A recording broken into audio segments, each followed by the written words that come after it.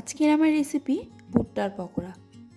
ভুট্টার পকোড়া এত ভালো সুন্দর হয় খেতে, কেউ না খেলে বিশ্বাসই করতে পারবে না। বাজারে এখন ভুট্টা প্রায়শই কিনতে পাওয়া যায়। বাড়িতে একবার এই ভুট্টা কিনে এনে পকোড়াটা খাওয়া যেতেই পারে।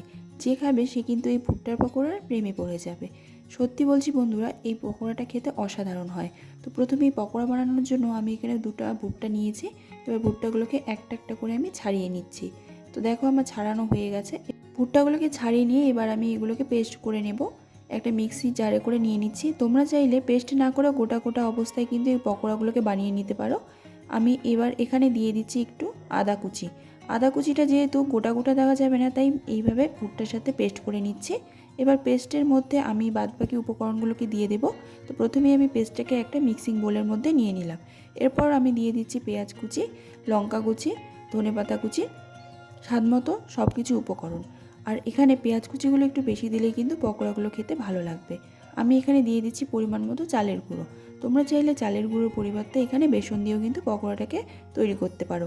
এরপর দিয়ে দিলাম পরিমাণ মতো লবণ আর পরিমাণ মতো হলুদ গুঁড়ো, আর সামান্য একটু দিয়ে দিলাম চাট মশলা। চাট মশলা যদি না থাকে সেই পরিবর্তে তোমরা এখানে জিরে গুঁড়ো দিয়েও পকোড়াটাকে তৈরি করতে পারো। এবারে সব কিছু উপকরণকে আমি হাত দিয়ে ভালোভাবে মিক্সড করে নিচ্ছি। পকোড়াটা বানাতে কোনো রকমই ঝামেলা নেই, কিন্তু খেতে অসাধারণ হয়। একবার বাড়িতে এভাবে বানিয়ে দেখতে পারো, আশা করছি সকলের খেয়ে ভীষণ পছন্দ হবে। তো এবার আমি এগুলোকে ভেজে নেব। সেজন্য কড়াইতে আগে থেকে তেল গরম করতে দিয়েছি। এবার গরম গরম তেলের মধ্যে এই পকোড়াগুলোকে আমি ছেড়ে দিচ্ছি। তোমরা চাইলে তোমাদের পছন্দ মতো শেপ অনুযায়ী এগুলোকে কিন্তু তৈরি করতে পারো। আমি এভাবে ছোটো ছোটো করে হাত দিয়ে এখানে শেপ করে নিচ্ছি। এবার শুধু উল্টে পাল্টে নিয়ে ভেজে তুললেই এই পকোড়াগুলো খাওয়ার জন্য একদম তৈরি।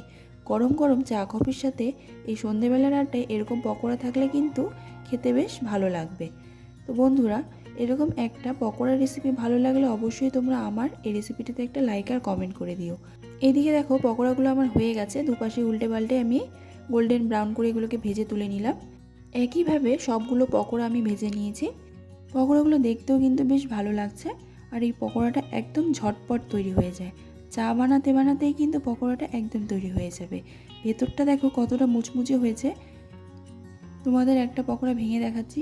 উপর থেকে হয়েছে একদম মুচমুচে, ভেতরটা হয়েছে একদম ক্রিস্পি। তো বন্ধুরা, রেসিপিটা ভালো লাগলে অবশ্যই বাড়িতে এরকম করে ট্রাই করতে পারো। আবারও কোনো নতুন রেসিপির সাথে দেখা হচ্ছে। ততক্ষণে সবাই ভালো থেকো, সুস্থ থেকো।